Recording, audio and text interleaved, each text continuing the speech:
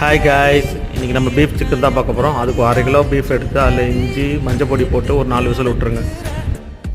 Mixie ஜாரில் பட்டை, சோம்பு, கிராம்பு, ஏலக்காய், வெங்காயம், இஞ்சி, பூடு எல்லாம் போட்டு ஒரு பேஸ்ட்டுமா அரைச்சிக்கோங்க. எண்ணெய் சூடானதும் பட்டை, பிரியாணியில் கொத்தமல்லி, கருவேப்பிலை, பச்சை மிளகா போட்டு வதக்கிட்டு வெங்காயம் ஆட் பண்ணிக்கோங்க. வெங்காயம் கொஞ்சம் வதங்கினதும் தக்காளியை சேர்த்து ஆட் பண்ணிடுங்க. 2 நிமிஷம் வதங்கினதுக்கப்புறம் நம்ம அரைச்சி வச்ச பேஸ்ட் அதோடு ஆட் பண்ணிவிட்டு அந்த 1/2 கிலோ கறியை அதோடு போட்டு நல்லா மிக்ஸ் பண்ணி விட்ருங்க.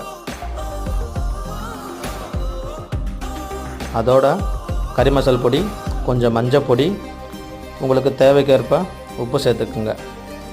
மட்டன் மசாலா பொடியும் அதோடு ஆட் பண்ணி நல்லா கிளறி விட்ருங்க.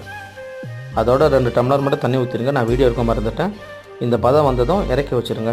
நம்ம சேனலை சப்ஸ்கிரைப் பண்ணிடுங்க. Bye guys.